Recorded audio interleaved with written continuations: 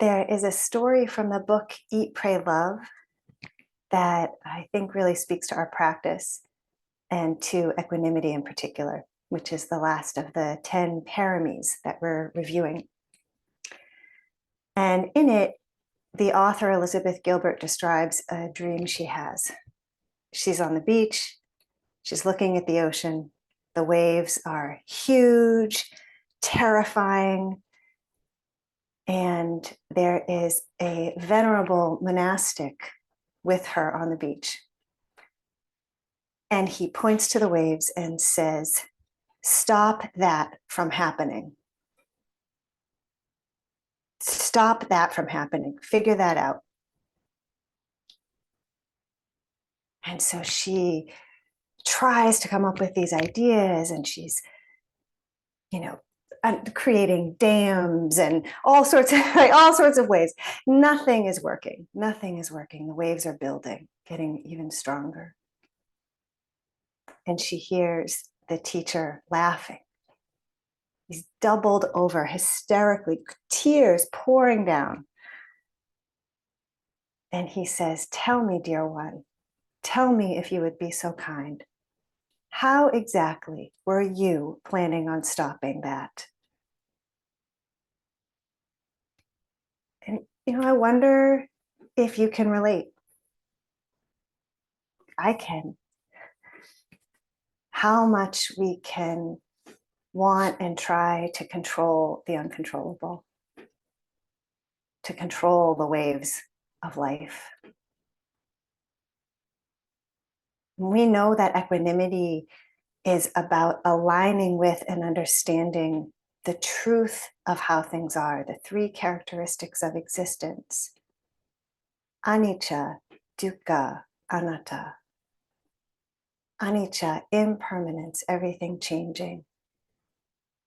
Because of that, there's dukkha, it's unreliable, and there's stress and suffering because of that. And annata, no separate thing. Right? Nothing can be separated from anything else. And so it's uncontrollable. And yet, when we connect with life as it actually is, with the vicissitudes, the waves, often our reaction is to want to gain some sense of control over them.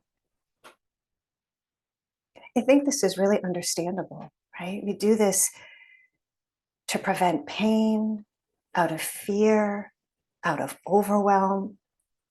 It's really hard to be with the truth of how things actually are. But we can be with and notice the energy of wanting to control, trying to control the waves, and slow down with that.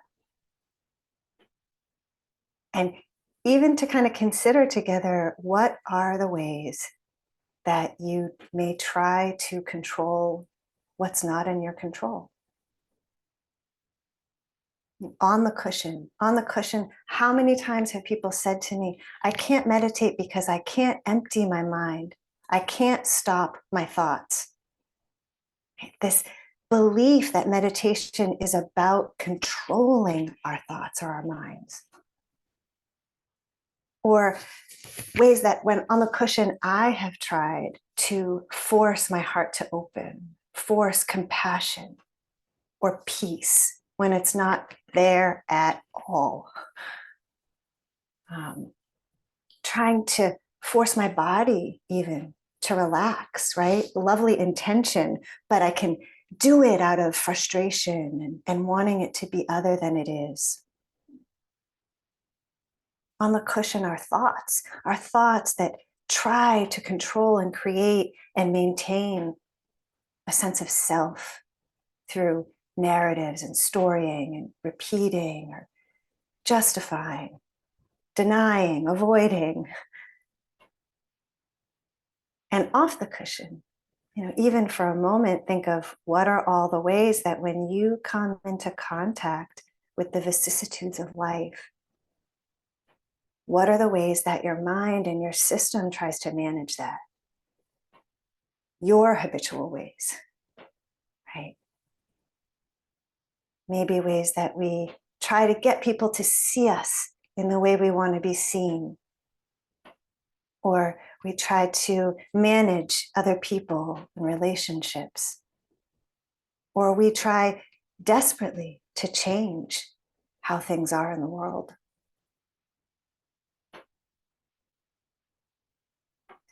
I had two really tiny examples that I've been noticing and working with recently. Just these little ways that my mind isn't really okay with anicca, dukkha, annata.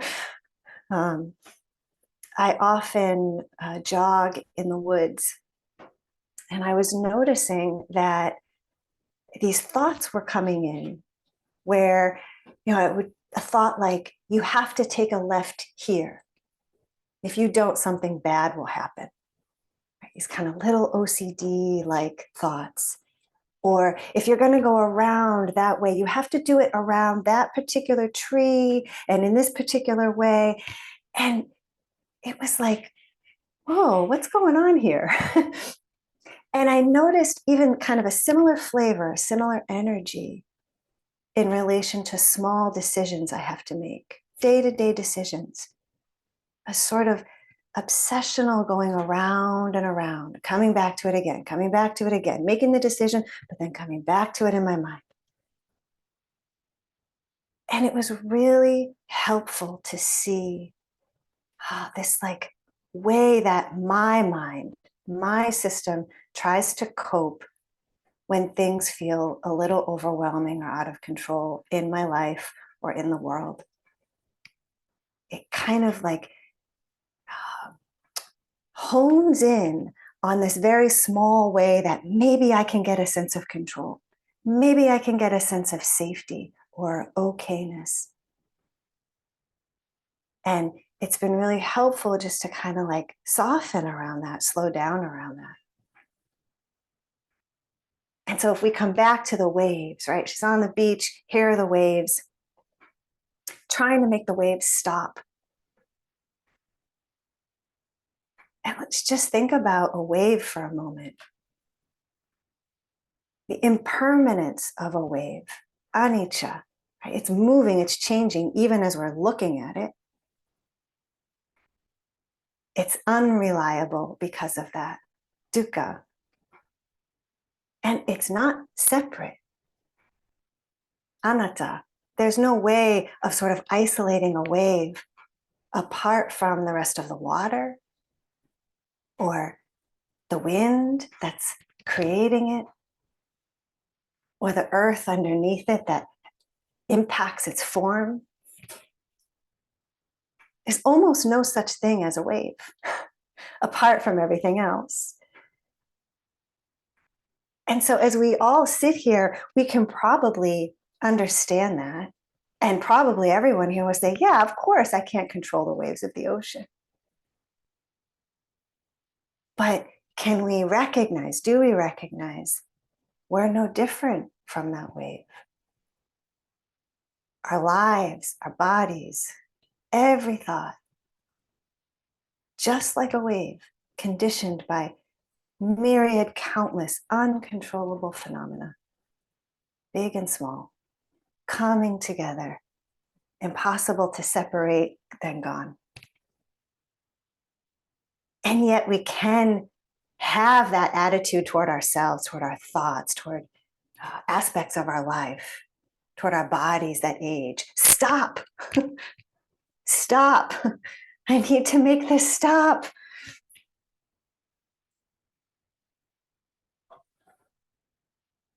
We can hear that, right? We can feel that. And equanimity, if any of you, I know you all have had a moment of equanimity, it is just the deepest, most blissful, relief-filled peace. It's so wonderful because we're not actually battling reality. We're not fighting the laws that govern how things are. And it may seem paradoxical to say We want to see what we can't control. We want to recognize that. And yet we do have to act in the world. And equanimity requires our full engagement and connection. And that equanimity points us actually to karma, that we're all owners of our actions, responsible for our actions.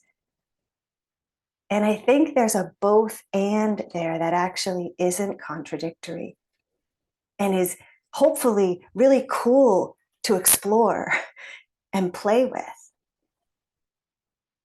We can be mindful of a thought from a place that honors and truly understands the laws that govern its existence, its birth, its life, its death. It's impermanent, unreliable, not separate, not controllable. And from that place, we can relate to it and get curious about it. And coming back to the story, right? The teacher with the tears streaming down his face and him saying, dear one, did you really think you could control that? There's such humor and compassion in that. And I think that is a real lesson for me as well, to remember it's hard to be with life. We need humor. We need to be able to laugh when we try to say stop to life moving through, when we try to control it or think we can. And we need to have compassion, so much compassion, that we may not be able to control the waves, but we can relate to them with an understanding of their nature. And from that place, begin to discern, how do we connect fully? How do we engage fully, open-heartedly? How do we then respond inwardly to these minds and hearts and bodies, outwardly in our relationships and in the world, with the balance and clarity, compassion, ethical fortitude, and peace of equanimity? So thank you. Thanks so much for your attention. And yeah, let's transition really gently to these bodies and practicing together. Just take any time that you need with that. Oh, it's good to see people stretching, moving the neck and shoulders and arms. Just let yourself receive the movement of that.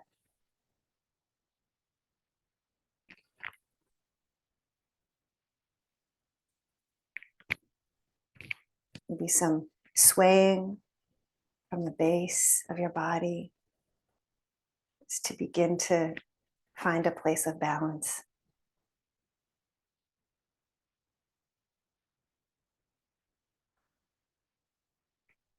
Always the breath can be supportive in helping to unwind and release, soften.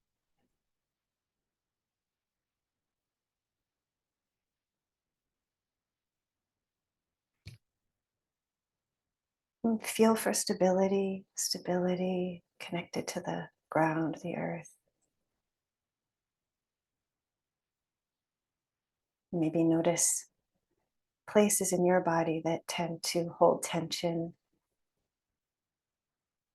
An invitation, open invitation to soften as much as possible.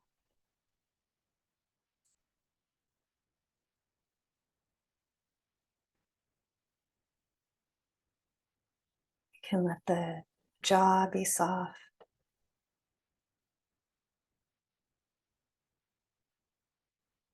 Maybe invite the eyes to close and rest, not having to take in information.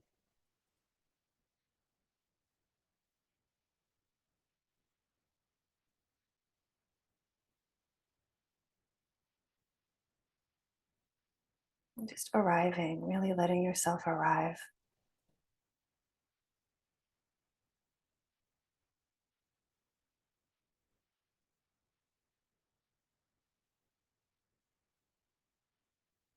And if it helps, connecting to the movement of whatever anchor you tend to work with. The movement of the in-breath and out-breath.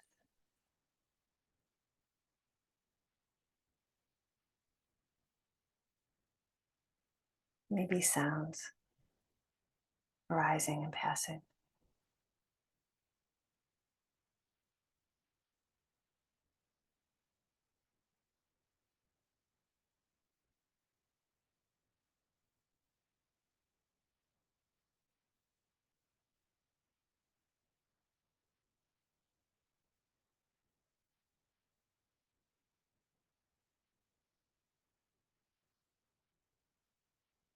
And in moments, maybe notice when you can any energy of wanting to control the breath, our thoughts, feelings.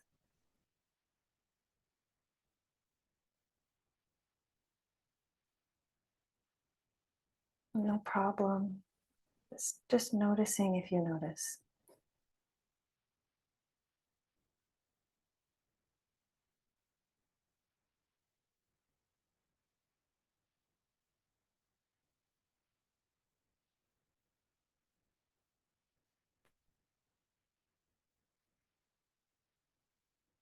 Being gentle, bringing humor and compassion always into our moment to moment practice.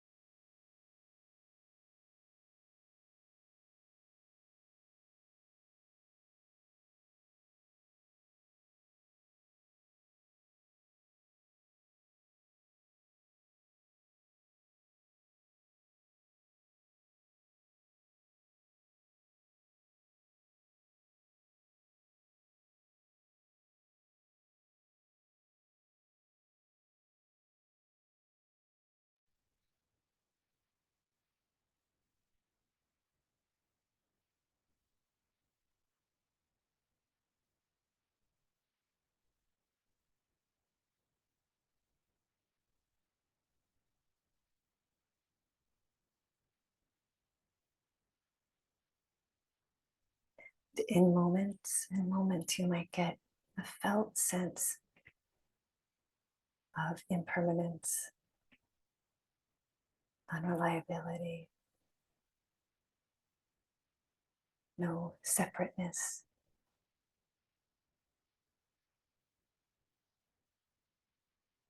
And as you receive the breath, sometimes just as we connect with the in-breath, the out-breath is already happening. Just as we receive a sound, it's gone. And thoughts moving even faster than that.